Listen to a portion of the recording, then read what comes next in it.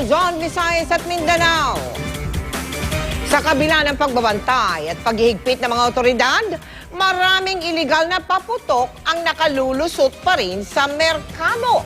Sa tulong ng Logistics Support Service ng Camp Crame Explosives Ordnance and Disposal Division, tinesting natin kung gaano kalakas ang mga ibinebentang iligal na paputok ngayon. At ang natuklasan, naku, magugulat po kayo rito, sinlakas na ng mga bomba at pampasabog ang mga iligal na ibinebentang yan. Kaya sa mga mahihilig magpaputok, isipin nyo na lang kapag sa inyong mga kamay sumabog ang mga yan. Lagot. O, diba? Tunghayan po natin sa pagtutok ni Emil Sumangil Exclusive. Ito ang paputok na Aldab. Sinlaki na halos ng pitsyel ng tubig. Paglilinaw, walang kinalaman ng Itbulaga sa paggawa sa paputok na ito. Una ito sa aming tinesting kasama ang Explosives Ordnance Division ng Campo Crame. Pinatungan ito ng isang buong hilaw na manok. Tsaka nilagyan sa magkabilang tabi ng putol na puno ng sagin at isang bloking lumang kahoy. Fire in the hole! Fire in the hole! Fire in the hole! Sinindihan ng mitya, maya-maya. Narito naman ang kuha mula sa kabilang anggulo. Mula sa grandstand kung saan kami nakaposisyon, may 50 metro ang layo mula sa seat of explosion. Humagis at umabot sa tabi namin ang bahagi ng katawan ng manok. So mga kapuso, ang pinapaliwanag po ng EOD ng Campo Crame, yung pong piraso ng manok na ipinalaman natin doon sa pinaputok nating Ito na lang Goodbye naiwan. Aldab. Itong naiwan. Ito po yun. Ito pa. Ito po yan yun, na. ba? 40 meters po ang layo mula doon sa site kung saan natin pinasabog yung Aldab. Nakita po natin yung pinapiraso ng manok. Lumikha ng uka sa lupa ang pagputok na ito. Mga mahigit 5 metro ang layo. Dito po tumalsik yung kahoy kung saan ikinalso yung manok kanina.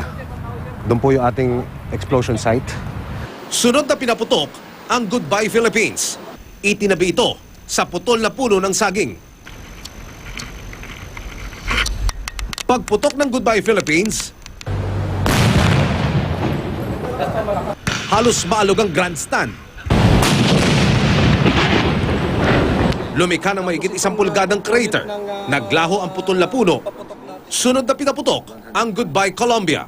Super lolo ang korte, pero ang sukat parang pamaypay na sa laki. Isang buong hilaw na manok at pakwan ang itinabi rito. Nang paputukin, tama namin ang lakas nito sa grandstand. Pinakamalakas ang putok kumpara sa dalawang nauna ayon sa pulisya. Ang mga bahagi ng manok tumalsik sa puno at humagis sa katabing parking lot. So mahigit 10 meters po, isang piraso ng paanong manok ay tumalsik po rito. Umibabaw siya doon sa mga puno na yon, saka po nahulog dito.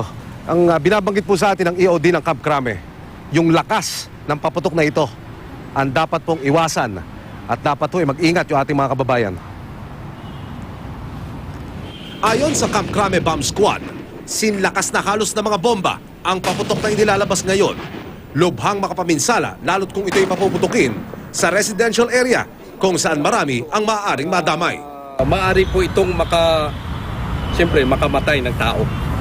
No? Makadistract ng mga properties.